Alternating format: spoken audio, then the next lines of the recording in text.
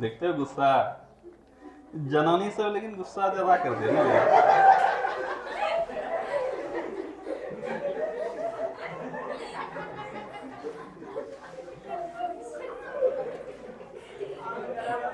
गलत बोले जी।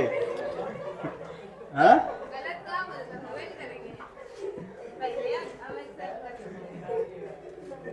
चलो कल कहाँ तक पढ़े थे?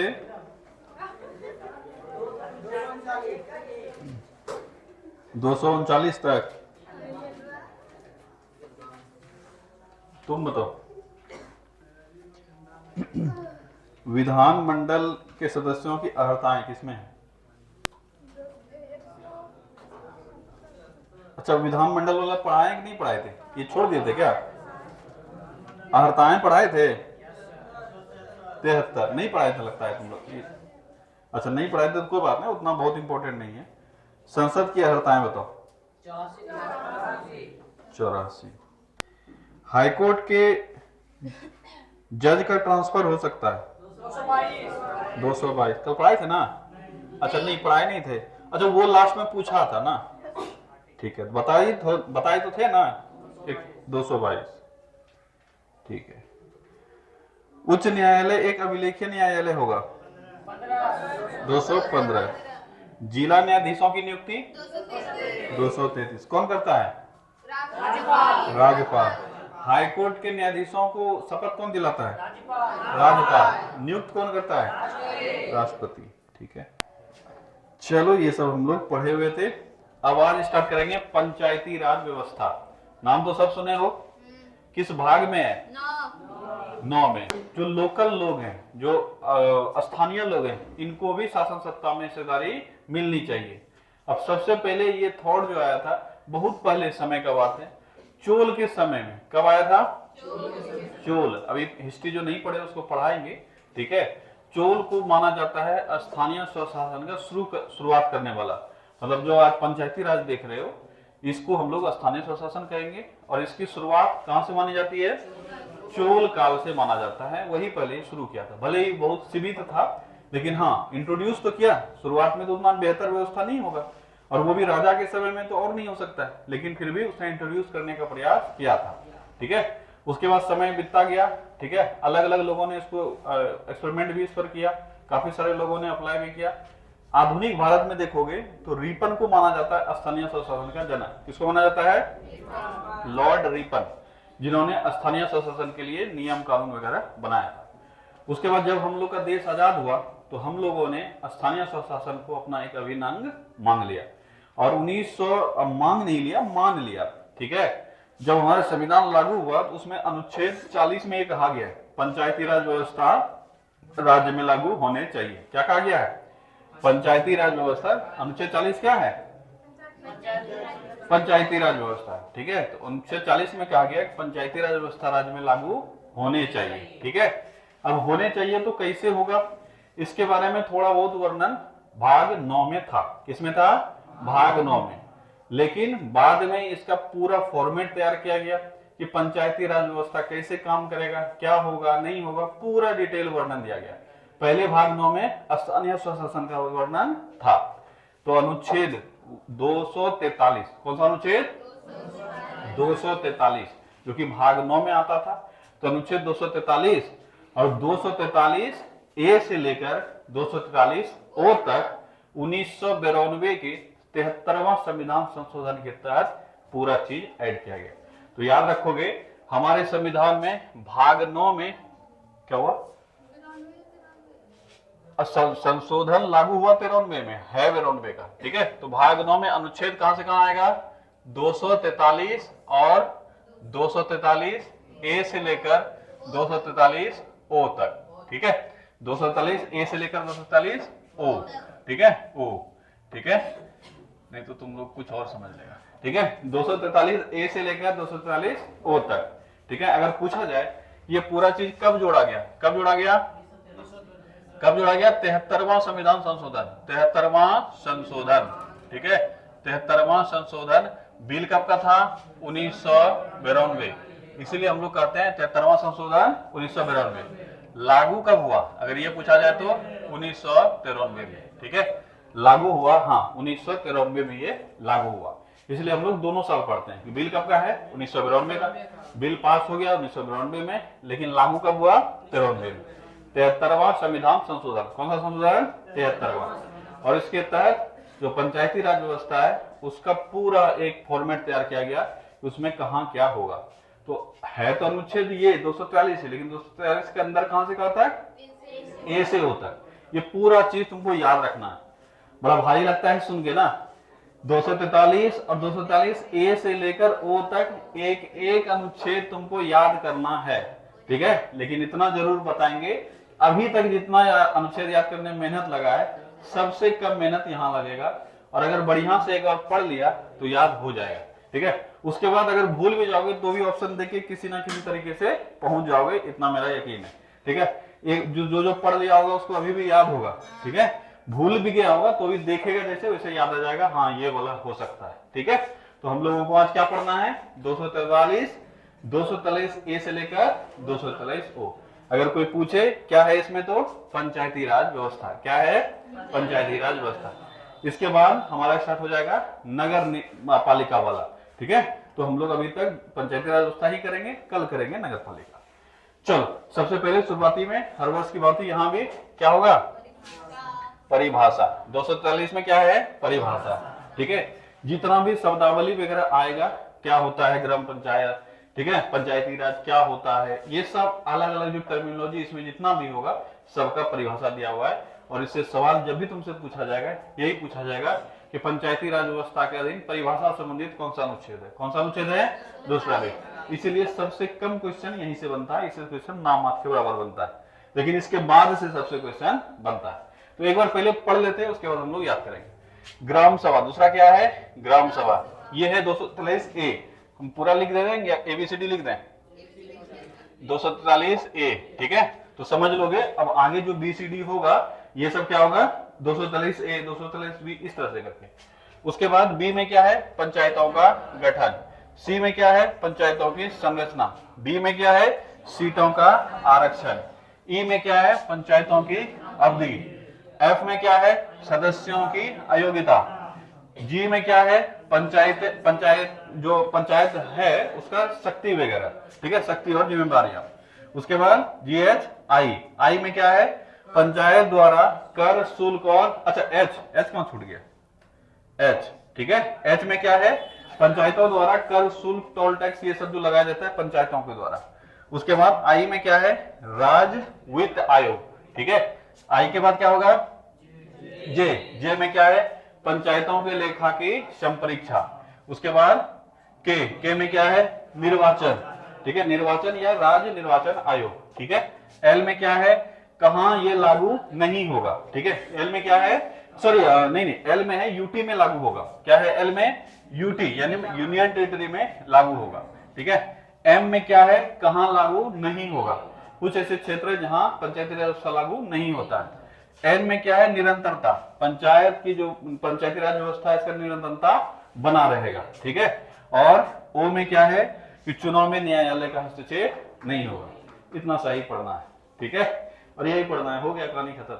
याद हुआ, कितना आसान तो है, क्या करना ही क्या है, हो गया कहानी, ठीक है। पढ़ना तो इतना ही है, पर एक एक याद करना पड़ेगा। चलो शुरू से एक बार सब चीज देखते हैं।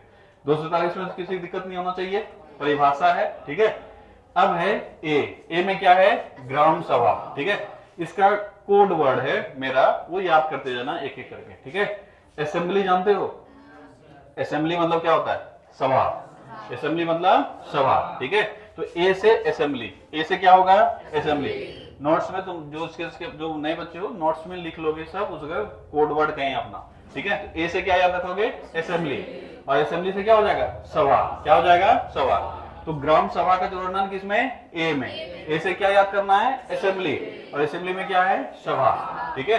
बी से बनाओ, बी से क्या याद रखोगे, बनाओ, बी से बनाओ, बनाओ मतलब गठन करो, बनाओ मतलब गठन करो। तो पंचायत का गठन किसमें, बी में। पंचायत को बनाओ किसमें, बी में। पंचायती राज व्यवस्था कैसे बना है, किसमें, बी में। लेकिन उसके अंदर उसकी संरचना कैसी है, तो सी में संरचना, सी में संरचना, सी में संरचना, सी में संरचना। अब सीटों का आरक्षण, आरक्षण किसको देते हैं? दबे कुचले लोगों को। ऑब्वियस है ना कि हमारे समाज में दबे कुचले लोगों के लिए सीट आरक्षित किए गए, यही याद रखना है। डी से दबे कुचले लोग, डी से दबे कुचले लोग, और 3 लोगों को इसमें शामिल करना है, एसटी, एससी, महिला। यही है तीनों, नहीं ओबीसी नहीं, दबे कुचले नहीं है वो, ठीक है, एसटी, एससी और महिला, ये 3 है जो दबे कुचले हैं। तो इन तीनों के लिए विशेष प्रावधान है, ठीक है। तो डी में क्या है? दबे कुचले, डी में, और दबे कुचले लोगों को हम क्या देते हैं? आरक्षण। तो आरक्षण की चर्चा डी में, आरक्षण की चर्चा डी में, आरक्षण की चर्चा डी में। तो याद क्या रखना है? डी में दबे कुचले लोग, और दबे कुचले लोग को देते हैं आरक्षण, ठीक है। यही दिमाग लगाना है, बाकी जो दिमाग लगाओगे कुछ और करना है तो अपने रिस्क के भरोसे करना, मेरा जिम्मेवारी नहीं है कि एग्जाम में छूटेगा कि बनाओगे। ये याद रखोगे, गारंटी देते हैं एग्जाम में बन जाएगा, ठीक है। तो सीटों का आरक्षण किसमें हो गया? डी में, ठीक है। ई में ईयर, ई में ईयर, ई में ईयर, इलेक्शन मत कर देना, ठीक है। इलेक्शन कराओ, इलेक्शन क्या करेंगे? कराओ, इलेक्शन कराओ। अब लग रहा होगा शुरुआत में जो पहली बार सुन रहे हो ना, लग रहा होगा क्या क्या कुछ कुछ बोलते हैं, यही तुम्हारे मुंह से भी निकलेगा, ठीक है। इलेक्शन जैसे सुनोगे क्या निकलेगा? कराओ, इलेक्शन कराओ। इसका मतलब इलेक्शन कहाँ होगा? के में। इलेक्शन कहाँ होगा? के में। देखो किताबी चीज लिखा हुआ तो रहता है, पर याद हमेशा तुमको वैसा ही रहेगा जिस रूप में तुम अपने आप को ढालोगे। अब जैसे जैसे हम वर्ड बोलते जाएंगे यही तुम्हारे दिमाग में सेट करता जाएगा, कुछ और सोचने की आवश्यकता है। जैसे इलेक्शन देखोगे अपने आप दिमाग बोलेगा क्या? कराओ, इलेक्शन कराओ। मतलब निर्वाचन देखोगे कराओ ही निकलेगा, कराओ जैसे निकलेगा क्या हो जाएगा? के है निर्वाचन। तो ई में ईयर, यहां गलती थोड़ा सा हो जाता है कि ई से बच्चा इलेक्शन सोच लेता है, तो ई में ईयर, ई में ईयर। ईयर का मतलब साल होता है ना, साल मतलब क्या हो जाएगा? अवधि। तो पंचायती राज व्यवस्था के तहत जो चुनाव होता है वो कितने अवधि के लिए लागू होता है, इसी को हम रखेंगे ई में। तो पंचायतों की अवधि किसमें है? ई में। तो ई से याद रखना अवधि। ईयर, ईयर कितना? ईयर 5 ईयर, कितना ईयर? 5 ईयर। तो पंचायती राज व्यवस्था के तहत जो चुनाव होता है, पंचायतों की चुनाव कितने वर्षों के लिए होती है? 5 वर्ष। तो ई में ईयर। एफ में फेलियर, एफ में फेलियर मतलब फेलियर अगर डिफिकल्ट लग रहा है तो फेल, एफ में फेल बोल सकता है, ठीक है। फेल मतलब क्या याद आएगा? अरे फेल क्या बताए थे? तो कैसे कोई सदस्य बनने के लिए अयोग्य है, मतलब सदस्य अगर ये एलिजिबिलिटी रहता है ना, जिसको योग्यता बोलते हैं, एक्चुअल में लिखा हुआ यहाँ योग्यता नहीं है, क्या लिखा हुआ है? अयोग्यता, ठीक है। कि आप अयोग्य कैसे होंगे? ये नहीं कहा गया कि योग्य, योग्य सभी हैं। अगर ये फॉलो नहीं करता है तो वो सब योग्य है, और मतलब ये अगर है कंडीशन तो वो अयोग्य, नहीं तब सभी क्या है? योग्य। 2 ही कंडीशन है इसके लिए कि राज्य के द्वारा जो भी डिसाइड किया गया कानून, अगर उसके तहत आप योग्य हैं तो हैं, और अगर 21 साल से नीचे हैं तो आप अयोग्य हैं, ठीक है। बस यही 2 चीज है, ठीक है। तो याद रखोगे एफ से फेलियर, एफ से फेलियर। तो फेल कैसे हो जाएगा कोई कैंडिडेट के रूप में? अब तुम एग्जाम में मान लो कोई ग्रेजुएशन पास कर लिया है पर उसका एज 21 वर्ष नहीं हुआ है, क्या फॉर्म भरेगा? नहीं, तो वो क्या घोषित हो जाएगा? अयोग्य। योग्यता क्या था? 21 वर्ष से ऊपर, लेकिन 21 वर्ष से कम उम्र क्या हो जाएगा? वो अयोग्य। वैसे ही यहाँ पे भी है, 21 वर्ष मिनिमम एज है, 21 वर्ष से नीचे रहा तो क्या हो जाएगा? अयोग्य। तो याद रखोगे फेल हो जाएगा वो। तो फेलियर की चर्चा किसमें? एफ में। फेलियर की चर्चा एफ में, ठीक है। जी में क्या है? जिम्मेवारी। जी में क्या है? जिम्मेवारी। जी में जिम्मेवारी, जी में जिम्मेवारी, जी में जिम्मेवारी मतलब पंचायत की शक्तियां व जिम्मेदारियां, ठीक है। पंचायत का काम क्या होगा, क्या क्या करेगा वो पंचायत, ये कहा गया जी में। तो जी में क्या होगा? जिम्मेवारी। जी में जिम्मेदारी, जी में जिम्मेदारी, जी में जिम्मेदारी, ठीक है। एच में क्या है? एच में हाई टैक्स, ठीक है। एच से क्या याद रखोगे? हाई टैक्स, ठीक है। टैक्स बहुत लो लगता है, ठीक है। पंचायत कितना टैक्स लगाए? 10-20 रुपए लगाता है, ठीक है। बहुत ज्यादा टैक्स थोड़ी ना लगाता है, लेकिन हाँ हम लोग को याद रखना है एच में हाई टैक्स, एच में हाई टैक्स। तो इससे हो जाएगा टैक्स। हमारे लिए इंपोर्टेंट हाई नहीं है, हमारे लिए इंपोर्टेंट क्या है? टैक्स। पर इससे कोई मेल जोल है नहीं जो हम बता देंगे, जैसे सबका मिल रहा है ना कुछ ना कुछ, इसका नहीं है। हम लोग एच से लगाएंगे, एच से हाई टैक्स, एच से हाई टैक्स मतलब इसमें किसका वर्णन है? टैक्स का, ठीक है। पंचायतों द्वारा कर, शुल्क, टोल एक्सेट्रा जो लगाया जाता है, इसको एक वर्ड पकड़ के रखोगे, कर। कर को अंग्रेजी में क्या बोलते हैं? टैक्स। तो एच में हाई टैक्स, एच में हाई टैक्स मतलब टैक्स है, ठीक है। आई से क्या है? इनकम। आई मतलब क्या होता है? इनकम। इनकम मतलब वित्त, ठीक है। अब इनकम क्या? इनकम अगर देखोगे पंचायत का इनकम क्या होता है, तो पंचायत का इनकम यहाँ पे है, जो टैक्स वगैरह लगाए, वो नहीं, याद रखना है। आय से इनकम मतलब वित्त, वित्त मतलब क्या हो जाएगा, राज्य वित्त आयोग, राज्य वित्त आयोग।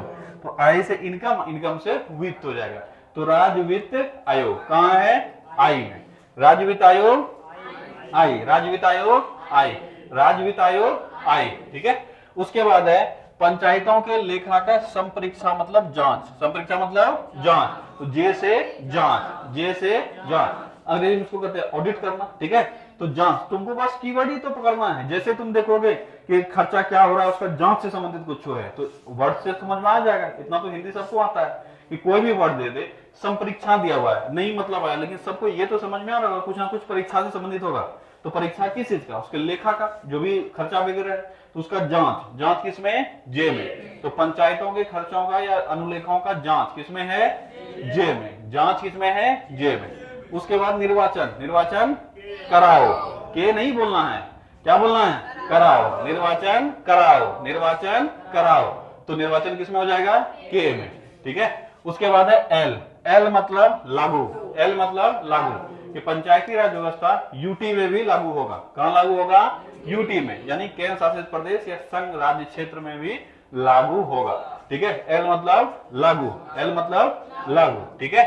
एम, एक तो यही याद रखना है, एम मतलब कहां लागू नहीं है, तो एल मतलब लागू और एम मतलब कहां लागू नहीं है। ये एक दो बार पढ़ोगे दिमाग में आ जाएगा। तो एल मतलब अगर लागू हो गया तो उसके बाद एक तुम लोग को ये तो याद रखना है, हमको ये भी पढ़ना है कहां लागू नहीं है, तो एल के जस्ट बाद, तो एल से ही इसको रिलेट करना है, सबसे पहले लागू, उसके बाद कहां लागू नहीं। हम लोग तो यही पढ़ते हैं अपवाद ना, पहले हम लोग बता देते हैं ये चीज होना है और नीचे नोट डाल के क्या लिखते हैं, अपवाद, क्या लिखते हैं, अपवाद। मतलब तुम यहाँ पे जितने भी तुम्हारे शहर में जितने भी लोग हैं, सबका जो पर कैपिटा इनकम है वो 5 लाख रुपए, और नीचे लिखोगे अपवाद, फलाना ढिमकाना ये सबका 10 रुपए पर ईयर इनकम है, ठीक है।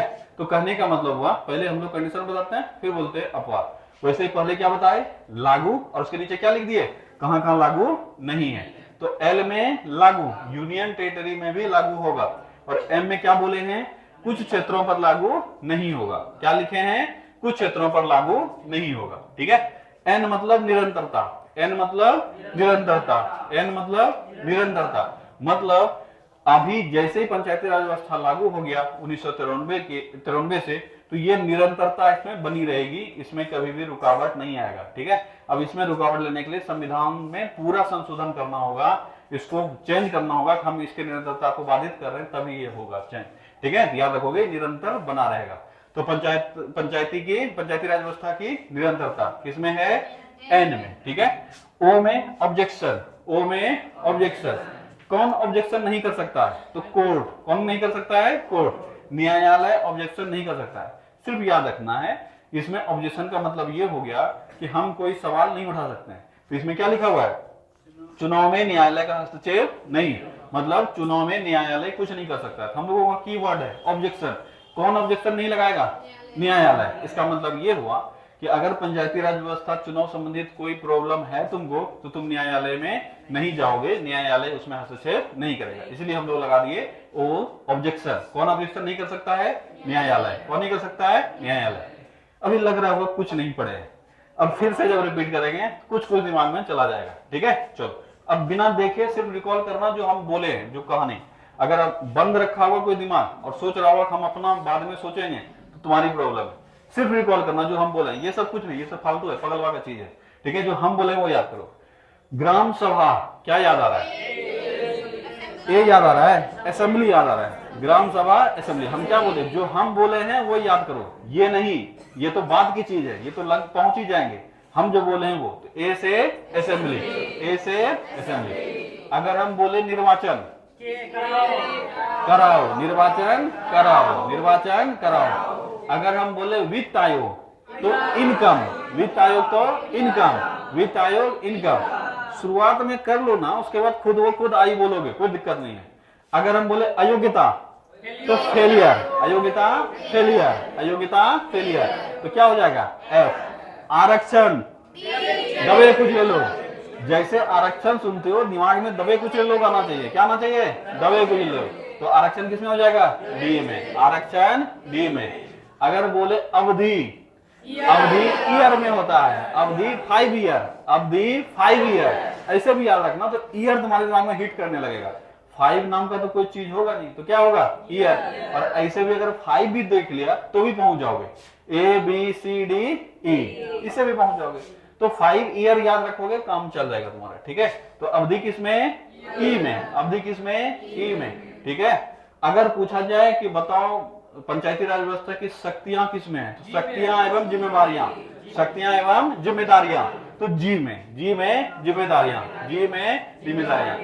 टैक्स किसके तहत लगाएगा panchayati raj? High tax, tax high tax. याद रखना, पंचायती राज व्यवस्था एकदम हाई टैक्स लगाएगा, होता नहीं है, बहुत लो टैक्स लगता है, पर याद रखने के लिए हाई टैक्स, याद रखने के लिए हाई टैक्स। तो टैक्स किसमें? एच में, टैक्स किसमें? एच में। ठीक है, अगर हम बोले कि बताओ पंचायती राज की संरचना किसमें है? सी संरचना, सी संरचना। पंचायती राज व्यवस्था का गठन किसमें है? बी से बनाओ, गठन मतलब बनाओ, बी से बनाओ। गठन किसमें है? बी में। गठन किसमें है? बी में। ठीक है, अगर बोले कि पंचायती राज व्यवस्था के तहत लेखा का जांच किसमें है? जे में। जांच किसमें है? जे में। जांच किसमें है? जे में। अगर हम बोले यूटी में भी लागू होगा, एल, यूटी में भी लागू होगा, एल। ठीक है, अगर कोई स्पेशल कानून नहीं बनाया गया तो यूटी पर भी लागू होगा। कुछ राज्य क्षेत्र में लागू नहीं होगा, एम, एल के जस्ट बाद एम, एल के बाद एम, तो कुछ क्षेत्र में लागू नहीं होगा। पंचायती राज व्यवस्था का निरंतरता, एन, निरंतरता एन। कोर्ट उसमें हस्तक्षेप नहीं करेगा, ऑब्जेक्शन। कौन नहीं करेगा ऑब्जेक्शन? कोर्ट। तो किसमें हो गया? ओ। किसमें हो गया? ओ। याद हुआ? लग रहा है? जिसको पहले याद हो चुका है वो सब समझ रहा है, जो अभी नए याद करने वाले, तुम लोग को याद हुआ? पिछली बार पढ़ी थी तुम क्या? नहीं पढ़ी हो ना? याद हो गया? पक्का? पूछे? याद हुआ? तुमको याद हुआ? तुम पढ़ी थी पिछली बार? याद है? तुम लोग का क्या स्टेटस है? याद हुआ? पक्का? कुछ कुछ किसको याद हुआ? तुमको कुछ कुछ? कुछ कुछ तो हम बताए ही नहीं, हम तो सब कुछ बताए तो कुछ कुछ कैसे लिया? चलो ठीक है, अपने से बताओगे, हो गया कहानी खत्म। अब सिर्फ हम लोग को समझना है हल्का सा, मेन चीज है याद करना। याद हो गया, मोटा मोटी काम चल जाएगा। अब इससे क्वेश्चन थोड़े बहुत अंदर से भी पूछे जा रहे हैं, तो हम लोग को थोड़ा थोड़ा पढ़ना है। अब जो कुछ कुछ वाला था, तुम बताओ क्या क्या याद हुआ? डी दबे कुछ ले लोग, यही है समाज में लोगों को हे दृष्टि से देखने वाला। देखो गौर से देखिए, यही है वो जो सबको डरा के रखना चाहता है। एक ही याद हुआ इसको, दबे कुचले लोग, आरक्षण नहीं देंगे उसको ठीक है, तो दबे कुचले लोग में क्या है? आरक्षण, डी। और क्या याद हुआ? एलएम याद हो गया? एल में क्या था? लागू होगा। और एम में क्या था? लागू नहीं होगा। ठीक है, अच्छा ठीक है, लग रहा है तुम लोग को याद नहीं हुआ है। सब शांत रहना, इसे पूछेगे सिर्फ ये बताना। तुम बताओ टैक्स किसमें है? देखा लापरवाही का नतीजा। रुक जाओ, हम जब दोबारा पढ़ा रहे थे, दोबारा भी बता रहे थे, उसमें बोले थे अपना बिल्कुल बुद्धि अप्लाई नहीं करोगे, बोले थे। हम जो बोल रहे हैं वो याद करना। अगर तुम सिर्फ इतना सोचता, हम ये पढ़ने बोले हैं किसी को अभी कि लिखो, देखो क्या पढ़ना लिखा हुआ है, पढ़ो इसको, बोले हैं? हम क्या बोले? जो हम बोल रहे हैं उस कहानी को सुनो। सिर्फ टैक्स जैसे सुनोगे तुम्हारे दिमाग में आना चाहिए हाई टैक्स। क्या आना चाहिए? High tax. अब तुम सोचेगा टैक्स से क्या होता है? पैसा कमाते हैं, मतलब इनकम होता है। हम ये बताए नहीं किए हैं, इसलिए बोले हम जो बोल रहे हैं सिर्फ उन्हीं बातों को सुनो, बाकी कुछ नहीं सुनना है। तो टैक्स जैसे सुनोगे क्या आना चाहिए? High tax. एच में है, आई में है, जे में है, के में, हमको कोई मतलब नहीं है। टैक्स क्या है? High tax. टैक्स क्या है? High tax. इलेक्शन कराओ, इलेक्शन कराओ। अब ये कर तो लो अभी, उसके बाद के तो रखा हुआ है, तुम्हारा कोई उठा के नहीं ले जाएगा। अगर कोई बच्चा एग्जाम देने ही नहीं जाएगा तो पास करेगा फेल करेगा कोई मतलब है ही नहीं। जब तुमको याद ही नहीं रहेगा तो एबीसीडी सबको पता है, तो कर ही नहीं पाओगे तो फायदा क्या होगा? इसीलिए पहले एग्जाम तक पहुंचो तो सही। ठीक है, इलेक्शन कराओ, tax high tax, tax high tax. ठीक है, ईयर अवधि, अवधि अवधि से ईयर, अवधि ईयर, बस ये लॉजिक लगाओ। ठीक है, उसके बाद न्यायालय नहीं लेके जा सकता है, ऑब्जेक्शन, वो नहीं याद करना है, याद करना है ऑब्जेक्शन। अभी तुमको लग रहा हो ऑब्जेक्शन भारी भरकम बोलेंगे उससे बढ़िया ओ कहने बोल लेंगे, नहीं याद होगा बाबू। ओ से तुम नहीं कुछ नहीं कर पाओगे। पहले तुमको ऑब्जेक्शन ही पहुंचना पड़ेगा। तो ऑब्जेक्शन, ऑब्जेक्शन से ओ, कौन ऑब्जेक्शन नहीं करेगा? न्यायालय। कौन नहीं करेगा? न्यायालय। ठीक है। संरचना सी, संरचना सी। आरक्षण डी, आरक्षण डी। ठीक है। शक्तियां और जिम्मेदारियां जी, शक्तियां और जिम्मेदारियां। अब जैसे शक्ति देखोगे, दोनों वर्ड साथ में आना चाहिए, शक्तियां और जिम्मेदारियां, शक्तियां और जिम्मेदारियां। तो क्या हो जाएगा? जी। क्या हो जाएगा? जी। वित्त आयोग, राज्य वित्त आयोग आई, राज्य वित्त आयोग आई। और वित्त जैसे सुनोगे यहां इनकम याद आना चाहिए, वित्त इनकम। टैक्स जैसे सुनोगे हाई टैक्स, टैक्स सुनोगे तो हाई टैक्स। ठीक है। देखो, वित्त आयोग एक केंद्र स्तर पे ही होता है, उसका है अनुच्छेद 280। क्या है? अनुच्छेद 280। आगे चल के भी पढ़ेंगे। वो होता है केंद्र राज्य संबंध। ठीक है, वो वित्त आयोग है। अब अभी हम लोग जो पढ़ रहे हैं ये है राज्य वित्त आयोग। कौन सा है? राज्य वित्त आयोग। और इसका चर्चा है आई में। किसमें है? आई, 243 आई। ठीक है। चलो एक बार फिर से रिपीट करते हैं। ग्राम सभा ए, असेंबली ए नहीं बोलना है, क्या बोलना है? असेंबली। ग्राम सभा असेंबली, क्योंकि ग्राम सभा सुन के याद आना चाहिए असेंबली, ए तो हो ही जाएगा। तो ग्राम सभा असेंबली। गठन बनाओ, गठन बनाओ। संरचना सी, संरचना। आरक्षण दबे कुचले लोग, आरक्षण दबे कुचले लोग। अवधि ईयर, अवधि ईयर, अवधि। अयोग्यता फेलियर, अयोग्यता फेलियर, अयोग्यता फेलियर। ठीक है। शक्तियां और जिम्मेदारियां जी, शक्तियां और जिम्मेदारियां जी। Tax high tax, tax high tax. ठीक है। उसके बाद क्या था?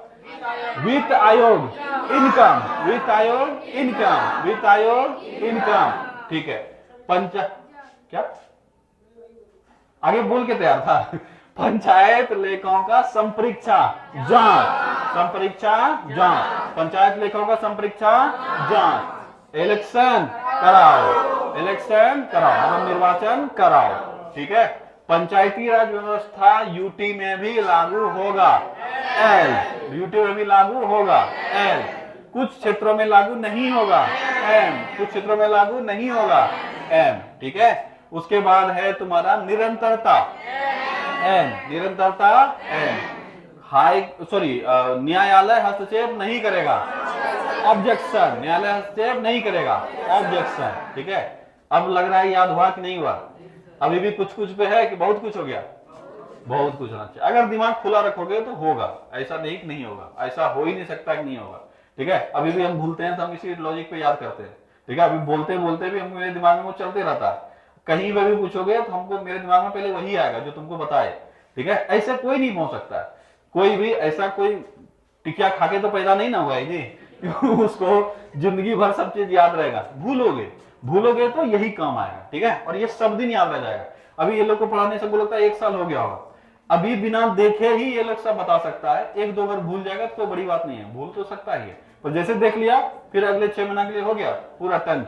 ठीक है। तुम लोग का भी हो जाएगा अगर इसको दिमाग लगाकर अच्छे से याद रखोगे तब। ठीक है। चलो एक बार देख लो। परिभाषा का चर्चा 243 बेकार है। ग्राम सभा का चर्चा किसमें है? 243 ए। पंचायतों का गठन बी, 243 बी। अब जो पंचायती राज व्यवस्था का गठन किया गया है हमारे यहाँ पे त्रिस्तरीय है। कैसा है? त्रिस्तरीय। कुछ क्षेत्रों में द्विस्तरीय भी लागू है अभी भी, लेकिन हमारे यहाँ पे समानता जो व्यवस्था है वो कितना है? अगर तुमसे पूछा जाए कि भारत में पंचायती राज व्यवस्था कितने स्तरीय है, तो त्रिस्तरीय है। अभी आगे चल के भी पढ़ाएंगे कि 3 स्तरीय क्या होता है, कौन कौन सा आयोग इसके लिए गठन हुआ था, कौन कौन क्या क्या सिफारिश किया, ये सब अभी आगे चल के पढ़ेंगे। फिलहाल हम लोग कॉन्स्टिट्यूशनल चीजों पर ध्यान देते हैं। तो त्रिस्तरीय और द्विस्तरीय का मतलब क्या होता है? पंचायती राज व्यवस्था जो ये पूरा नियम है इसमें हम लोग 3 स्तर में बांटे हैं इसको। यानी एक आदमी यहां बैठेगा, एक आदमी यहां बैठेगा और एक आदमी यहां बैठेगा। इसी को क्या कहेंगे? 3 स्तरीय। ठीक है। क्या कहेंगे? त्रिस्तरीय। बीच में एक व्यवस्था आया था द्विस्तरीय, तो उसको हम लोग लागू नहीं किए, तो हम लोग त्रिस्तरीय ही लागू किए। अगर तुमसे पूछा जाए कि भारत में पंचायती व्यवस्था कौन सा व्यवस्था लागू है, तो त्रिस्तरीय व्यवस्था। कौन सा व्यवस्था? त्रिस्तरीय व्यवस्था। दूसरा सवाल यह पूछा जाएगा कि त्रिस्तरीय व्यवस्था लागू करवाया किसने, मतलब किसके सुझाव पर यह लागू किया गया? बलवंत राय मेहता समिति। किसके सुझाव पर? ठीक है। बलवंत राय मेहता समिति के सुझाव पर, ठीक है, बलवंत राय मेहता समिति के सुझाव पर इसको लागू किया गया। अगर पूछा जाए ये किस वर्ष लागू हुआ, ठीक है, ऐसे ये सब पढ़ाएंगे अभी दोबारा फिर से। तो 1957, ठीक है, कहां लागू हुआ सबसे पहले? नागौर जिला है राजस्थान का, वही सबसे पहले पंचायती राज व्यवस्था लागू हुआ था, ठीक है। ये सब हम लोग अभी आगे पढ़ेंगे, अभी फिलहाल अनुच्छेद पे ध्यान देते हैं, ठीक है। तो पंचायती राज व्यवस्था क्या क्या हुआ, ठीक है। तो पंचायती राज व्यवस्था का गठन बी में है। गठन किस रूप में होगा? त्रिस्तरीय राज व्यवस्था के, पंचायती राज व्यवस्था के रूप में लागू होगा। ये त्रिस्तरीय क्या क्या है, कौन कौन सा स्तर है? सबसे निचला स्तर है ग्राम पंचायत, क्या है? ग्राम पंचायत। बीच वाला स्तर है पंचायत समिति, और इसका सबसे बड़ा स्तर है जिला परिषद। यानी सबसे नीचे जो होगा वो ग्राम पंचायत, उससे ऊपर होगा पंचायत समिति, और सबसे ऊपर होगा जिला परिषद। तो अगर पूछा जाए कि सबसे ऊपर पंचायती राज व्यवस्था में कौन है? जिला परिषद। उसके बाद कौन है? पंचायत समिति, और सबसे निचला ग्राम पंचायत। समझ में आया? पंचायती राज व्यवस्था त्रिस्तरीय है। इस 3 स्तरों में सबसे ऊंचा स्तर किसका है? जिला परिषद का। बीच में कौन है? पंचायत समिति, और सबसे लोएस्ट ग्राम पंचायत। ये सवाल पूछा जाता है कि पंचायती राज व्यवस्था के तहत निचली, सबसे निचली स्तर कौन सी है? निचली स्तर कौन सी है? ग्राम पंचायत, ठीक है। गांव में जाओगे, उसके बाद ब्लॉक में जाओगे, उसके बाद जिला में जाओगे, ठीक है। तुम देखते हो सबसे पावरफुल पावर में अगर देखोगे, सबसे लोएस्ट पावर में कहां रहेगा? ग्रामीण स्तर पर, इसके बाद ब्लॉक स्तर पर, और इसके बाद जिला स्तर पर। इससे ज्यादा पावर बढ़ोगे तो राज्य स्तर पर, और उससे ऊपर बढ़ोगे तो केंद्र स्तर पर। यही ना हम लोग समझेंगे जी। अगर इलेक्शन वगैरह में भी देखो तो यही तो है हमारा, कि सबसे कम पावरफुल जो होगा वो तुम्हारा मुखिया होगा ना। इससे अधिक पावरफुल देखोगे तो राज्य स्तर पे तुम्हारा जाएगा, ठीक है, मतलब राज्य में मुख्यमंत्री होगा, और इससे अधिक पावरफुल देखोगे तो प्रधानमंत्री होगा। ये तीनों स्तर में अगर हम बांटे तो ये 3 स्तर हम लोग का हो गए। तो पंचायती राज व्यवस्था के तहत 3 स्तर है। पहला ग्रामीण स्तर, दूसरा ब्लॉक स्तर, और तीसरा जिला स्तर। तो 2 तो बच्चा कर लेता है। अगर यही निम्न और उच्च वाला देगा तो थोड़ा कंफ्यूजन होता है, लेकिन एक बार पढ़ने के बाद सामान्यतः ये सबको आता है, क्योंकि सब ग्रामीण परिवेश से। कि सबसे निचला स्तर कौन होगा? ग्राम पंचायत, और इसका सबसे ऊपरी स्तर कौन सा होगा? जिला परिषद। सवाल दूसरा पूछा जाता है कि बताओ इसमें से ब्लॉक स्तर पर कौन आता है? कौन आता है? तो ग्राम स्तर पर, ठीक है, ग्राम स्तर पर कौन? ग्राम पंचायत। ब्लॉक स्तर पर, ठीक है, ब्लॉक स्तर पर पंचायत समिति, और जिला स्तर पर जिला परिषद। तो क्या लगता है ये दोनों सवाल पूछेगा कभी एग्जाम में? नहीं पूछता, डायरेक्ट सवाल पूछेगा निम्न से ब्लॉक स्तर पर कौन आता है? तो कौन आता है? पंचायत समिति। अब ये कैसे काम करता है, ठीक है, कौन इसका अधिकारी होता है, ये सब हम लोग चैप्टर में पढ़ेंगे, ठीक है। अनुच्छेद याद हो जाएगा, चैप्टर में बहुत कम चीज बचा हुआ है। फिर बिहार का पंचायती राज व्यवस्था हमको स्पेशल पढ़ना है, बिहार से हो तो पढ़ना पड़ेगा कि बिहार पंचायती राज व्यवस्था जो है वो बिहार पंचायती राज अधिनियम 2006 लागू है। क्या लागू है? बिहार पंचायती राज अधिनियम 2006। तो उसका कुछ विशेष प्रावधान है। अच्छा, पंचायती राज व्यवस्था के तहत जो है प्रावधान बदले जा सकते हैं। किसके द्वारा? राज्य के द्वारा। किसके द्वारा? राज्य के द्वारा। संविधान में ये वर्णित तो है, लेकिन संविधान में ही वर्णित है कि पंचायती राज व्यवस्था में अमूलचूल बदलाव जो राज्य के हित में हो वह राज्य विधानमंडल कर सकता है। समझ में आया? इसीलिए पूरे देश का पंचायती राज व्यवस्था एक जैसा नहीं होगा, ठीक है। तो बी में हम लोग संरचना तो पढ़ लिए, लेकिन एक चीज और लिखा हुआ है इसमें, बी में, सी में, सब में लिखा हुआ है कि ये संरचना या ये जो तरीका है चलने का, ये डिसाइड कौन करेगा? राज्य विधानमंडल। कौन करेगा? पंचायती राज व्यवस्था का माई बाप कौन है? नहीं समझ में आया?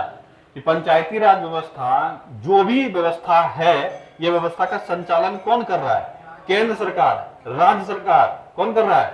राज्य सरकार। जितना भी चीज होगा इसमें केंद्र हस्तक्षेप नहीं करेगा, क्योंकि पंचायती राज व्यवस्था किसका विषय है?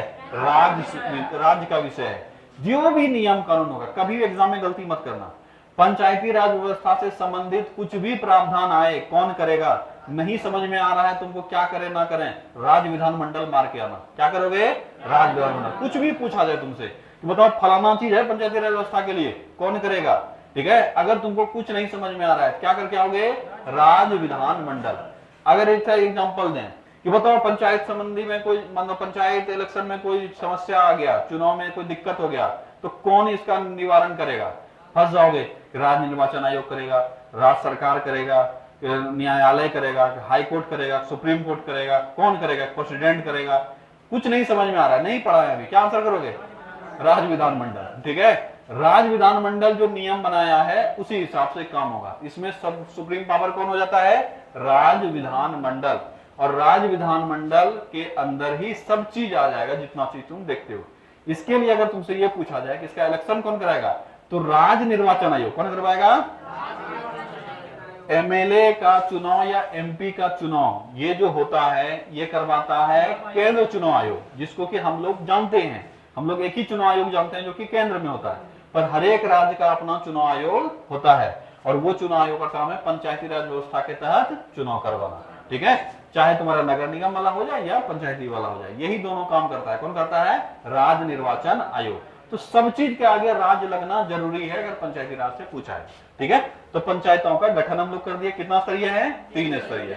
अब अगला है पंचायतों की संरचना। अब तुरंत बताए इसकी जो संरचना होगी कैसे होगा। तुम देखते हो कहीं पे हम लोग मुखिया यूज करते हैं, कहीं सरपंच क्या प्रधान यूज करते हैं, कहीं कुछ करते हैं। ये संरचना थोड़े अलग अलग हो सकते हैं। ये कहा गया है कि पंचायती राज व्यवस्था के तहत जो संरचना होगा यह पूरी तरीके से राज्य विधानमंडल के द्वारा निर्देशित होगा। क्या कहा गया है? संबंधित राज्य के विधानमंडल द्वारा पंचायतों के संबंध में प्रावधान किया जाएगा। जो राज्य जैसा चाहे वो कर सकता है। केंद्र का सिर्फ यही कहना है, मतलब संविधान का यही कहना है कि आप पंचायती राज व्यवस्था क्या कीजिए? लागू कीजिए। कैसे कीजिएगा ये आपके जगह पर। देखो पंचायती राज व्यवस्था को इतना क्यों वेटेज दिया गया है, सबसे मतलब अलग बात यह है कि तुम अपने ही फैमिली जनरेशन में देख लेना। तुम अभी यहाँ भागलपुर में रह रहे हो, पढ़ाई कर रहे हो, तुम्हारे दिमाग में बहुत कुछ ऐसे चल रहे हैं जो कि तुम जैसे घर जाओगे तुम्हारे ही एज के मतलब उम्र के जो दूसरे बच्चे हैं जो कि पढ़ाई लिखाई नहीं कर रहे हैं, उसको तुम जब बात करोगे तो थोड़ा अजीब लगेगा ना, क्योंकि उसके जो तथ्य होंगे, उसके जो डाटा होंगे वो बेसलेस होगा। तो तुमको कुछ समझ में नहीं आएगा क्या बोल रहा है सर। जैसे अभी पाकिस्तान और इंडिया के युद्ध का बात करोगे, बोलेगा ऐसे जाएगा, ऐसे मुंह में मार देगा, ऐसे आंख फोड़ देगा। ठीक है, तो क्या बकलौती कर रहा है, क्योंकि तुम्हारा दिमाग जो है वो कहीं ना कहीं थोड़ा बहुत फैक्ट पे चला गया है। हाँ ये चीज हो रहा है, ये होना चाहिए। ठीक है, पंचायती राज व्यवस्था वो समझाएगा तुमको, मुखिया से ऊपर को हो ही नहीं सकता। बोले कहाँ बात, क्या बात कर रहा है सर, पढ़ाए 3 स्तरीय है और सबसे लोएस्ट स्तर पे कौन है? मुखिया। ठीक है, बोल रहा है कि वो हो ही नहीं करेगा। तो उसका तरीका अलग हुआ, तुम्हारा तरीका अलग हुआ। यही चीज हुआ जब संविधान लागू हुआ, देश में शासन व्यवस्था लागू हुआ, तो जो केंद्रीय स्तर पे जो लोग मतलब ज्यादा पढ़े लिखे हैं, जिसको समझदारी है, वो तो केंद्रीय स्तर राज्य स्तर ये सब समझ में आ गया। क्या गांव के लोगों को ये सब ज्यादा समझ में आएगा? नहीं समझ में आएगा। इसीलिए ये व्यवस्था रखा गया। दूसरी बात, व्यवस्था में इतना फेरबदल क्यों हो रहा है? क्योंकि उसको समझापना व्यवस्था कैसे करेंगे ये बड़ा दिक्कत चीज है ना, कि आपके यहाँ पे हम शासन व्यवस्था ऐसे रखेंगे, समझापना बड़ा मुश्किल चीज है। इसमें क्या ट्विस्ट किया, जो व्यवस्था पहले से लागू था उसी में थोड़ा बहुत फेरबदल करके उसको स्ट्रक्चराइज कर दिया। समझ में आया? जैसे मान लो गांव में मुखिया तो पहले से भी होता था, पता है कि नहीं? जब हमारा संविधान लागू नहीं था तब भी गांव में मुखिया होता था। कोई चौधरी कहता था, कोई प्रधान कहता था, कोई मुखिया कहता था, कोई कुछ कहता था ना। बोला वही पद है, ठीक है, वो चौधरी का ही पद है, पर पहले वो लठैत होता था, लाठी लेके चलता था, और अब ये कैसा पद हो जाएगा? संवैधानिक। वो इलेक्शन से चुना जाएगा, तुम लोग चुनोगे, जिसको इच्छा है उसको प्रधान बनाओ। अगर उसको हम बोल दे कि बताओ हम उसको एक टर्म दे देते हैं, उसको हम लॉर्ड बनाएंगे। ठीक है, लॉर्ड हिंदी में हम लोग मतलब अंग्रेजी में लैंड लॉर्ड का मतलब होता है जमींदार, जमीन का मालिक। अब वही चीज उसको, वो जमींदार पहले से उसको पता है, उसको बोलेंगे कि इसको हम चौधरी बनाने वाले हैं इलेक्शन से, तुम अपने से चुन लेना, लोग को समझ में आ जाएगा। पर हम बोलेंगे एक पद हम क्रिएट करें, इसका नाम होगा लॉर्ड, बोलेगा क्या बोल रहा है जी। ठीक है, ऐसा कोई पद नहीं होगा, हम लोग इसमें विश्वास नहीं करेंगे। लेकिन वही उसको समझाएंगे एक पद होगा जो कि चौधरी, जो अभी तुम देख रहे हो ये तुम्हारे हिसाब से होगा। क्या सबको एग्री करेगा कि नहीं करेगा? इसीलिए इसमें इतना बदलाव लाया गया। नहीं तो पता चलना वो गांव पे भी पता चलता दे दिया है विलेज मिनिस्टर। ठीक है, जैसे चीफ मिनिस्टर और प्रधानमंत्री होता है, वैसे यहाँ पे क्या देता?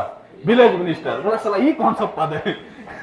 ठीक है, ग्रामीण मंत्री, मतलब ऐसे करके आता ना, तो लोग समझ नहीं पाता। इसीलिए तुम देखोगे आज भी अलग अलग क्षेत्र में, अब तो लोग बहुत पढ़े लिखे हो गए, पहले तो बहुत कम पढ़ा लिखा था ना, इसलिए अलग अलग क्षेत्र में अलग अलग तरह का नाम, टर्मिनोलॉजी, शक्ति, ये सब अलग अलग है। किस अनुच्छेद के तहत? 243C के तहत। तो पंचायतों की संरचना किसके तहत होती है? राज्य विधान मंडल के तहत। किसके तहत? राज्य विधान मंडल। इतना ही याद रखना कि पंचायती राज व्यवस्था का जो संरचना है ये किसके अनुसार होता है? राज्य विधान मंडल के अनुसार होता है। इसके बाद डी में दबे कुछ लोग मतलब आरक्षण। डी में क्या है? आरक्षण। 3 लोगों के लिए चर्चा किया गया है, एसटी, एससी और महिला। अगर पूछा जाए इसमें गड़बड़ होगा, अक्सर बच्चा ओबीसी भी मान देगा। ठीक है, ध्यान देना, संवैधानिक तौर पर जो आरक्षण की चर्चा की गई है वो 3 लोगों के लिए। किसे किसके लिए? एसटी, एससी और महिला। ध्यान दोगे, एसटी, एससी को कितने सीट मिलेंगे ये डिसाइड नहीं किया गया है, ये राज्य पर छोड़ा गया है कि आपके यहां जिस अनुपात में वो पॉपुलेशन है, जैसे मान लो उस राज्य में कहीं किसी राज्य का पॉपुलेशन है 100, कितना है वहां की जनसंख्या? 100, इसमें से 10 लोग एसटी है और मान लो 20 लोग एससी है। ठीक है, तो इस राज्य में एसटी, एससी सीट का आवंटन जो होगा वो किस अनुपात में होगा? किस अनुपात में होगा?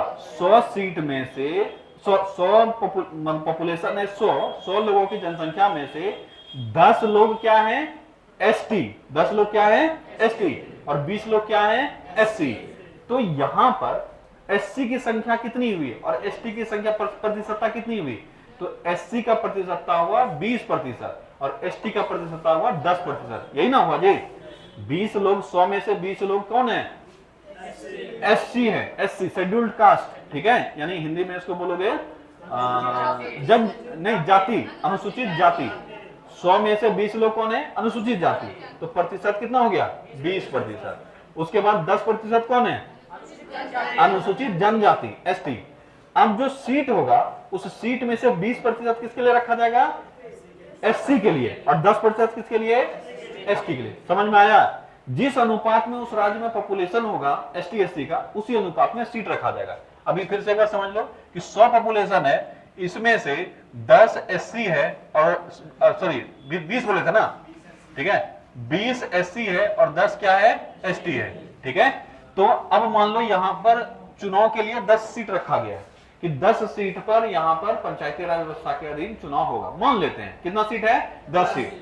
अब इस 10 सीट में एसटी का सीट और एससी का सीट कितना होगा? एसटी का सीट होगा 2, सॉरी एसटी का सीट होगा 1 और एससी का सीट होगा 2। आ गया समझ में? क्यों?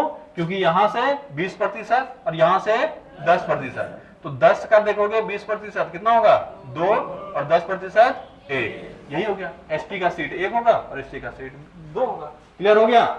जिस अनुपात में उस राज्य में एसटी, एससी का पॉपुलेशन होगा उसी अनुपात में सीट का आवंटन हो जाएगा।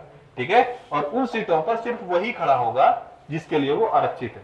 एसटी के लिए आरक्षित है तो एसटी ही खड़ा होगा, दूसरा कोई जात उस पर खड़ा नहीं हो सकता, दूसरा कोई भी खड़ा नहीं होगा। ऐसा नहीं कि कुछ समय के लिए, हमेशा हमेशा के लिए। ठीक है, अब ये सीट कहां जाएगा, किस क्षेत्र में जाएगा, ये राज्य पर डिपेंड करता है कि किस क्षेत्र में ज्यादा पॉपुलेशन है, वहां से हम लोग आरक्षित कर देंगे। लेकिन उस राज्य के टोटल पंचायती राज व्यवस्था के अधीन जितने सीट है उसमें से उतना सीट एसटी, एससी का होना अनिवार्य है। ठीक है, अब दूसरे पे आओ, महिला पर। महिला को लेकर काफी इंपॉर्टेंट बात है जो कि अच्छे से याद रखोगे। सबसे पहले राजीव गांधी का काफी अथक प्रयास रहा है कि महिलाओं को भी राजनीति में हम उस स्तर पे लाएं जहां उनको होना चाहिए, क्योंकि महिला जो है वो समाज की सबसे दबी कुचली लोग जो नहीं होने चाहिए वो है, चाहे किसी भी जात धर्म जो भी ले लो, एसटी, एससी में लोगे या ओबीसी में लोगे या जनरल में लोगे, सभी स्तर पर महिलाओं का हालत वही है। एसटी, एससी में भी जाओगे उसमें भी जो पुरुष है वो अपने आप को ताकतवर समझ रहा है, महिलाओं को अस्तित्वहीन समझ रहा है। ओबीसी में जाओगे वो भी वही कर रहा है और जनरल जाओगे वो भी वही कर रहा है। तो पूरे सभी के लिए कहा गया कि महिलाओं को हम लोग पंचायती राज व्यवस्था के अधीन लेकर आएंगे और मिनिमम सीट्स जो हैं, इस संविधान संशोधन में यह कहा गया कि मिनिमम सीट्स 1/3 महिलाओं के लिए बुक्ड रहेगा। मतलब 100 सीट में से 30 सीट कौन रहे, किसके लिए रहेगा? मतलब 33 हो गया ना। ठीक है, 33 सीट के आसपास किसके लिए बुक्ड होगा? महिला के लिए। ये तय है, ये महिलाओं के लिए 100% बुक्ड है। मतलब 100 सीट में से 33 सीट अलग कर दो महिलाओं के लिए, बाकी सीट पर ही पुरुष खड़े होंगे। समझ में आया? तो क्या बाकी सीट पर महिला खड़ी नहीं हो सकती? क्या हो सकती है, महिला खड़ी हो सकती है, लेकिन 33 महिला होना अनिवार्य है। समझ में आया? यानी 33 सीटों पर महिलाएं ही होंगी, बाकी सीट पर कोई भी हो सकता है, महिला पुरुष कोई भी।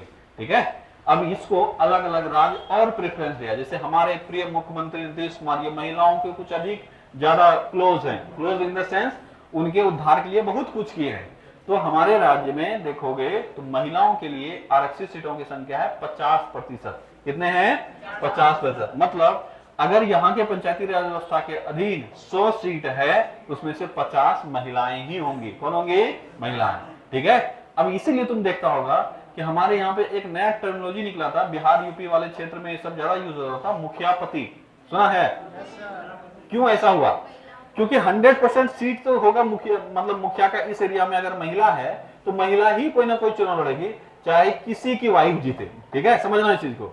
चाहे वह उस क्षेत्र का रंगदार हो, वहां का भिखमंगा हो, ना तो रंगदार जीतेगा ना भिखमंगा जीतेगा, दोनों की वाइफ ही जीत सकती है। समझ में आया? अब जो जिसको जीतना है, रंगदरबार को जीतना है, पर वो जीत नहीं पाएगा। अपने पत्नी को खड़ा करेगा, सबसे वोट डलवाएगा, पर उसकी पत्नी किसी कर्म की नहीं है, ना ही वो कुछ करने देगा। तो पत्नी इलेक्शन जीत गई और बगल में मुखिया बनकर कौन खड़ा है? पति। इसीलिए एक टर्मिनोलॉजी उभरा था, मुखियापति। क्या उभरा था? मुखियापति। बहुत प्रयासों से इस मुखियापति को दबाया गया है। ठीक है, कि जो महिला है, अरे ये लोग का इतना दबदबा था कि लगभग तुम देखोगे डीएम स्तर तक लोग उसको वैल्यू देने लगा था। डीएम के पास मिलने के लिए गया है, कौन है? जो फलाना देवी है, उसका पति है। ठीक है, तो इसलिए मुखियापति है। अब सोचो कि किस हद तक ये करप्ट कर चुका था हमारे सिस्टम को, कि एक महिला जो मुखिया बनी वो आजीवन, मतलब 5 साल, उनका जीवन काल कितना है मुखिया का? 5 साल। 5 साल में एक बार भी मुखिया के नाम से वो कुछ नहीं की होगी, साइन के टप्पा, साइन कहां से करेगी? टप्पा लगाने के अलावा कुछ भी नहीं की होगी। अब बताओ कि क्या हालत रहेगा? क्या महिलाओं को जो आरक्षण दिया गया उसका कोई यूटिलाइजेशन हो रहा था? नहीं। बहुत सारे प्रयास किए गए और अब देखोगे जो महिलाएं हैं वो सब आगे आती है, क्योंकि बहुत सारे ऐसे प्रोग्राम हैं जहां पे जो मुखिया है सिर्फ उसी को रहना है, उसका कोई, उसका पति, कोई बॉयफ्रेंड और कुछ नहीं चलेगा, सिर्फ वही खड़ी रहेगी और वही अपना काम करेगी।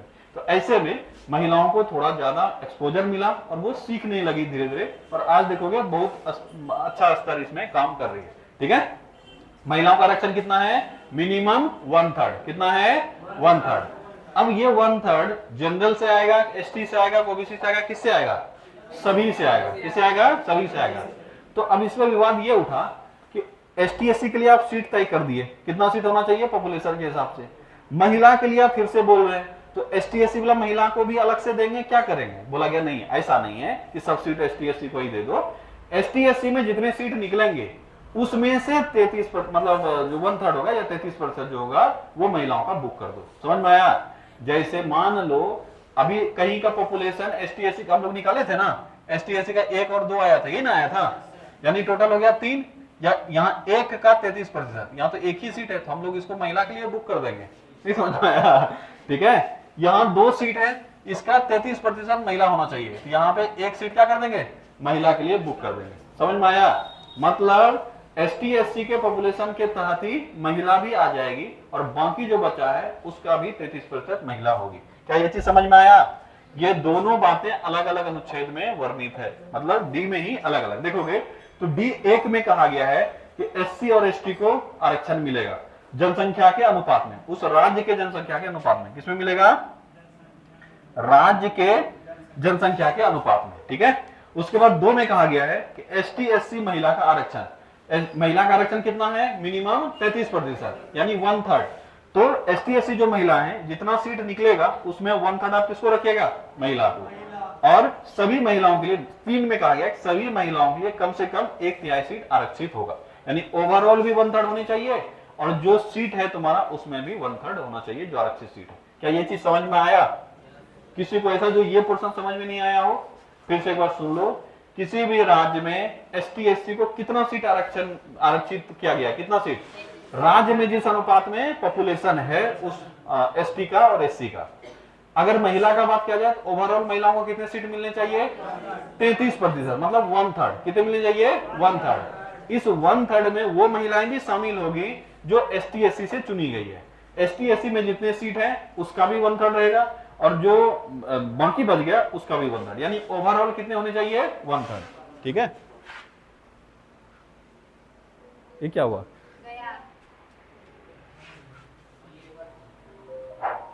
बैटरी खत्म हो गया क्या जी?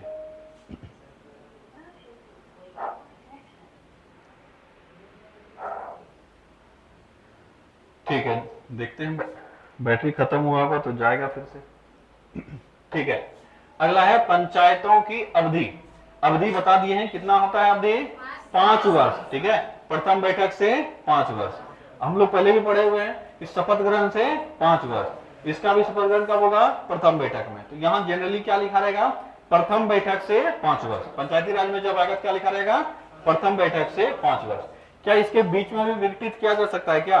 देखो, एक स्पेशल अनुच्छेद जोड़ा गया।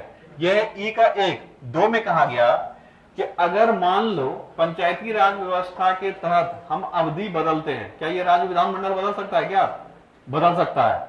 अगर मान लो चुनाव हो गया है, हम मुखिया बन गए हैं, ठीक है, अब इसी साल हमारे राज्य में कानून बदल दिए जाते हैं कि जो अवधि है ये 5 वर्ष से घटा के हम 4 वर्ष कर दिए या कुछ भी कर दिए, तो क्या मेरे पर उसका असर होगा? असर है नहीं।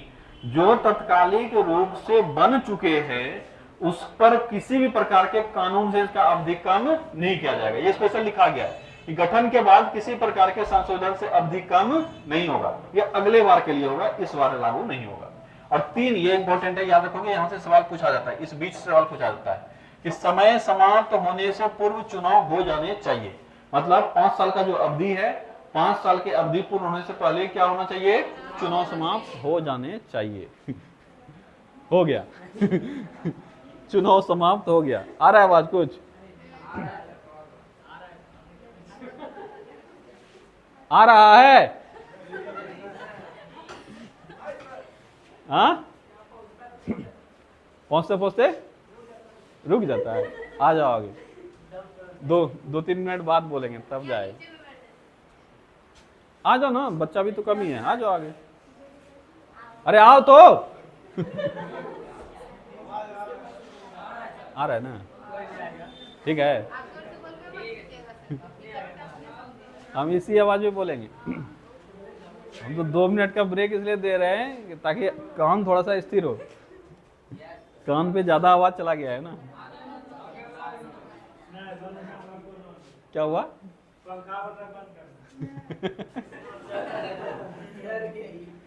पंखा के पीछे कभी बोले हो? अरे आएगा ही, पहले कैसे आता था? तो तुम लोग का कान खराब कर दिए। हम चश्मा जब हमको लगा था, हमको लगता है क्लास 3 या 4 में होंगे, तभी चश्मा लगा हुआ है। तो पहले हमको सामने का क्लियर सब चीज दिखता था, दूर देखने में दिक्कत होता था। तो चश्मा जब लगाया तो बड़ा हमको दिक्कत होता था, मतलब रोड पे चलने में बहुत दिक्कत। हम ऐसे ऐसे करते थे, हम ऐसे उठा के चल लेते थे, फिर ऐसे देखते थे, उठा के चल लेते, फिर चल लेते, भारी दिक्कत होता था। तो डॉक्टर के पास गए, बोले हमको दिक्कत हो रहा है। कॉपी में भी लिखते थे, जैसे बोर्ड देख लिए, उसके बाद उठा के फिर लिख लेते थे, फिर रखते थे। तो डॉक्टर के पास गए, बोले हमको दिखने में दिक्कत हो रहा है। बोला अच्छा 6 महीना रहो, उसके बाद सही हो जाएगा। हम बोले कैसे? बोला सामने वाला भी खराब हो जाएगा, बैलेंस हो जाएगा। वही हुआ। जो चश्मा पहनता है उसका धीरे धीरे दोनों खराब होता है, उसके बाद एडजस्ट होता है। ठीक है, तो अब ठीक है। वही तुम लोग के कान के साथ हुआ है, ज्यादा आवाज सुनने के साथ साथ तुम लोग का कान खराब हो गया है। अब कम आवाज में दिक्कत हो रहा है। मेरे साथ आवाज तो इसका लग रहा है जी, पढ़ा दो। क्या हुआ? सोचो। इस पे तुम गर्वान्वित महसूस कर रहा है।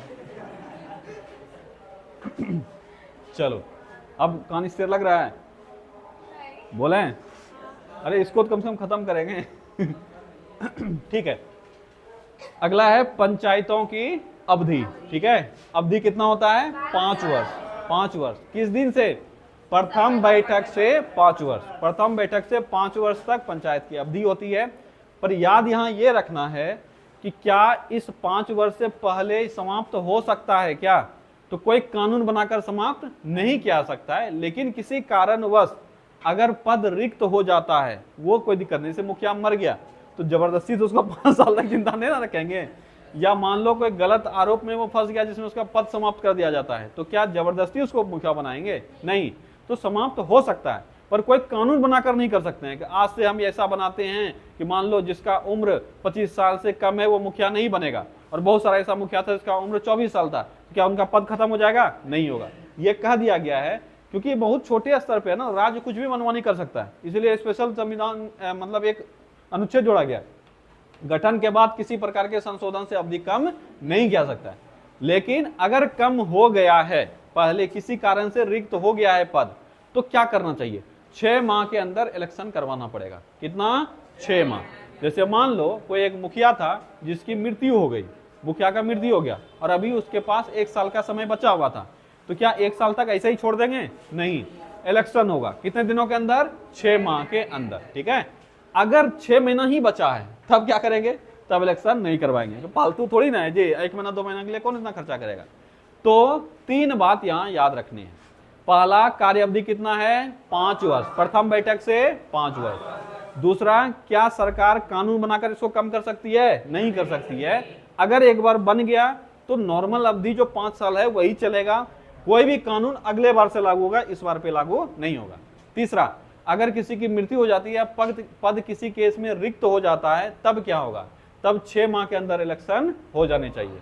लेकिन अगर किसी का अवधि 6 माह ही बचा हुआ है तो इलेक्शन नहीं होगा, फ्रेश चुनाव जैसे होता है वैसे होगा। और चुनाव कब होने चाहिए? पद समाप्त होने से पहले ही।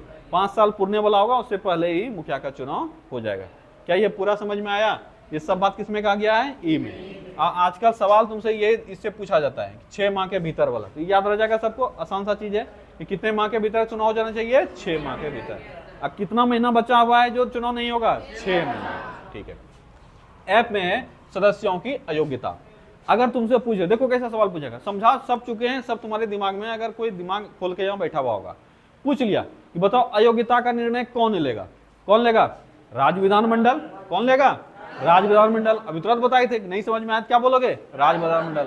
तो राज्य विधानमंडल के द्वारा बनाए गए कानून के तहत ही अयोग्य कोई भी घोषित हो सकता है। और इसी में कहा गया है, अब राज्य विधानमंडल देखोगे तो राज्य विधानमंडल के लिए मिनिमम उम्र कितना था? 25 वर्ष। कितना था? 25 वर्ष। तो इसमें कह दिया गया है कि आप उसको 25 वर्ष नहीं 21 वर्ष रखिएगा न्यूनतम उम्र। कितना रखिएगा? 21 वर्ष। तो याद रखोगे, अयोग्यता डिसाइड कौन करेगा?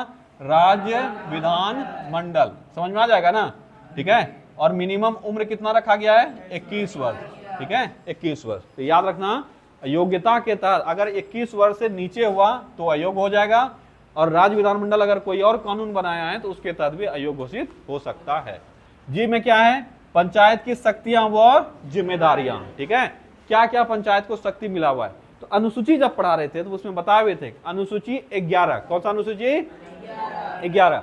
अनुसूची 11 में कहा गया है कि पंचायती राज व्यवस्था के लिए टोटल 29 विषय हैं। कितने विषय हैं? 29। याद है सबको? जब पढ़ा रहे थे अनुसूची तो वहां बताए थे पंचायती राज व्यवस्था के अधीन कितने विषय? 29 विषय। तो उन 29 विषयों पर यह कानून बनाएगा। ठीक है, तो इसमें जिम्मेवारियों में वही है। ठीक है, कि अनुसूची 11 के तहत विषय पर कानून बनाएगा। और कितना विषय है इसमें? टोटल 29 विषय। इसके अलावे राज्य विधानमंडल जो कार्य सौंपेगा उसको, वो सारा कार्य करेगा।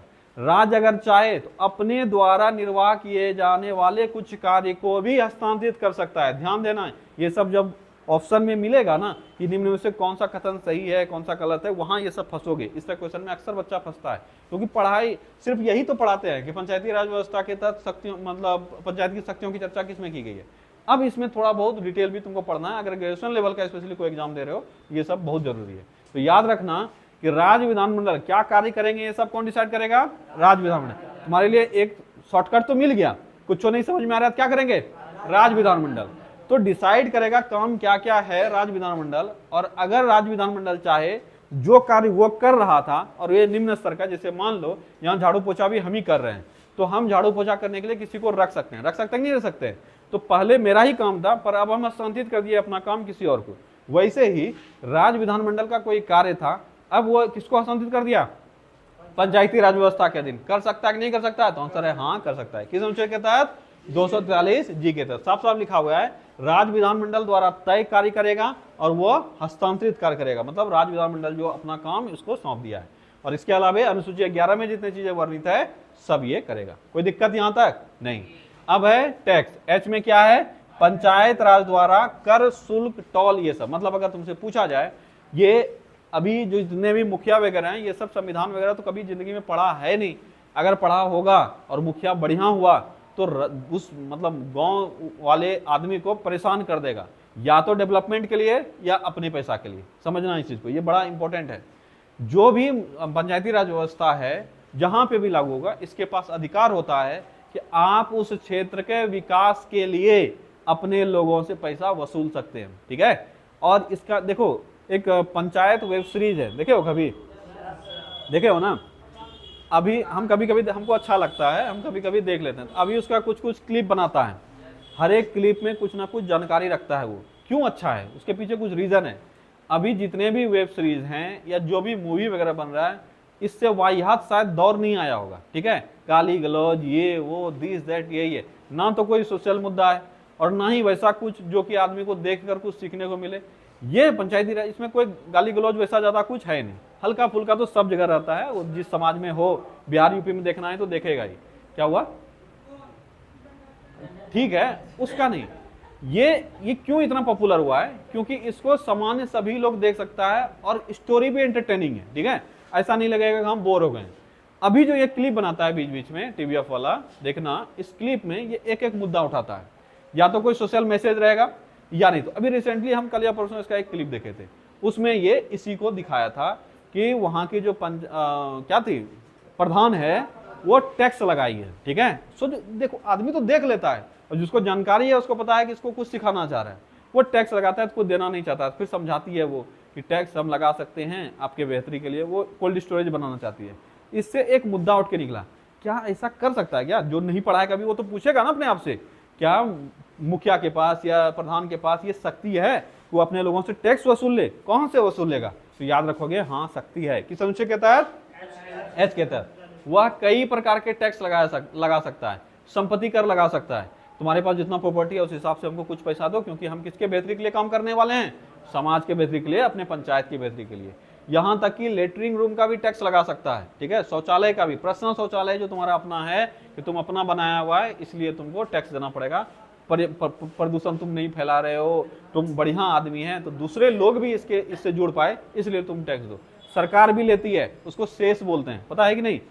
सरकार भी, जैसे मान लो मेरे पास जमीन है, ठीक है, तो हमसे सरकार बोलती है कि तुमको 200 का महीना इसलिए देना पड़ेगा, जो गरीब लोग हैं उनके पास जो कुछ नहीं है, शिक्षा वगैरह कोई व्यवस्था नहीं, तो उसके शिक्षा के लिए हम तुमसे एक्स्ट्रा पैसा लेंगे। एक होता है मूल टैक्स, ठीक है, एक होता है मूल टैक्स, आपकी जमीन का इतना टैक्स लग गया, सरकार उसके बाद भीख मांगती है कि इतना तो ये दे बाबू, आपके पास बहुत पैसा है, 20% और दीजिए ना, जो शिक्षित लोग नहीं है उसके लिए, तो उसको कहते हैं शिक्षा शेष। क्या कहते हैं, शिक्षा शेष। भुखमरी आ जाएगा, फिर मेरे टैक्स में और 20% सरकार जोड़ देगी, बोलेगी 20% और दीजिए ना, किसके लिए, भुखमरी आया हुआ है उसको पैसा देने के लिए, इसको बोलते हैं शेष। आप जो टैक्स दे रहे हैं, तो अभी जो लगान वगैरह लगता है सालाना, मान लो अभी एग्जैक्ट तुमको नहीं पता, मान लेते हैं मोटा मोटी, अगर 1 बीघा, बहुत पैसा नहीं लगता है, मतलब 50-100 रुपए ऐसा ही लगता है गाँव सब में, ठीक है, उसमें शेष जोड़ जोड़ के 50% और पूरा देता है। मतलब अगर नॉर्मल तुमका 50 रुपए लग रहा है तो शेष जोड़ जोड़ के कितना कर देगा, 50%, तुमको 100 का कर देगा। सोचो कि 50 मतलब टैक्स था, उस पर 100% शेष ही जोड़ दिया, तो ऐसा होता है। तो बड़े स्तर पे देखोगे ज्यादा लगेगा, छोटे स्तर पे कम लगता है, ठीक है। तो क्या गांव में भी जो मुखिया सरपंच है वो टैक्स लगा सकता है, हाँ लगा सकता है। कैसा कैसा, मेला कर, देखा होगा मेला में टैक्स वसूलते हुए, देखे हो ना, ये सबको दिखता है, इसलिए एग्जाम में भी ज्यादा पूछता है। मेला कर लगा सकता है, संपत्ति कर लगा सकता है अगर जरूरत हो तो, व्यवसाय कर लगा सकता है, दुकान जितना खोला है सब टैक्स दो, देना पड़ेगा क्योंकि हम कुछ बेहतर करना चाहते हैं। यही बोले कि इसका मिसयूज भी कर सकता है ना, मान लो कोई दबंग आ गया, बोलेगा मेरे पास अधिकार है, हम यहाँ पे एक बनाना चाहते हैं। अभी तुम देखा ना, बना है बिहार में एक तो घंटाघर, ऐसा ही अगर मुखिया सब आ गया ठीक है, बोलेगा हम पब्लिक के लिए करना चाहते हैं और सबको टैक्स देना पड़ेगा, सारा पैसा क्या करेगा वो, खा लेगा, उसके जगह पे एक तो कुछ बना देगा, तुम सवालों नहीं कर पाओगे, ये जानकारी नहीं इसलिए नहीं कर पाता है, ठीक है। व्यवसाय कर, जल कर, स्वच्छता शुल्क एक्सेट्रा, समझ में आ गया। ग्रामीण स्तर पे जितने भी चीज हो सकते हैं, सब चीज को लेकर वो टैक्स स्थापित कर सकता है। क्या ये संवैधानिक अधिकार है, आंसर है हाँ है। क्या टैक्स के बारे में संविधान में वर्णित है कितना टैक्स लगाएगा और लगाना ही पड़ेगा, आंसर है नहीं।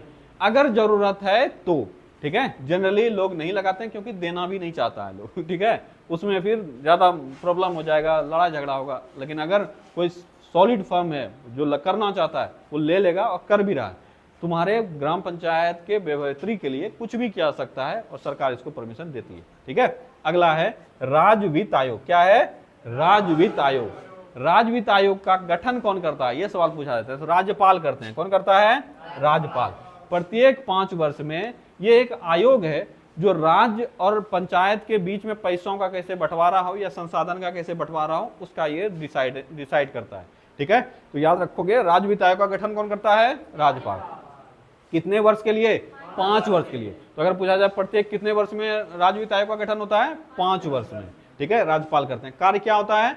राज्य एवं पंचायत के बीच वित्तीय संसाधनों का आवंटन, यानी पंचायत को कितना पैसा मिलना चाहिए, कितना वो काम कर रहा है, आगे क्या करने वाला है, इसके लिए राज्य से तो फंड चाहिए। ये टैक्स वसूल के बहुत ज्यादा पैसा थोड़ी जमा कर पाएगा, बहुत कम पैसा जमा होगा। तो राज्य उसको फंड देती है, कितना मिलना चाहिए, क्या मिलना चाहिए, कौन डिसाइड करता है?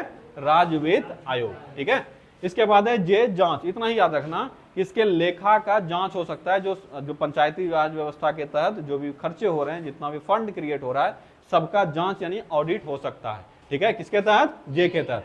कौन करेगा ऑडिट? नहीं दिमाग में आ रहा है कुछ, क्या करेंगे? राज्य विधानमंडल आयोग, ठीक है। तो याद रखोगे राज्य विधानमंडल को कानून द्वारा इसके लिए प्रावधान करने की शक्ति है कि राज्य विधानमंडल एक तरीका बना दिया, ऐसे ही जांच किया जाएगा, उस हिसाब से जांच करेगा, ठीक है। उसके बाद के में क्या है? राज्य निर्वाचन आयोग। क्या है? राज्य निर्वाचन आयोग, जो कि पंचायती राज व्यवस्था के तहत चुनाव करवाएगा, ठीक है।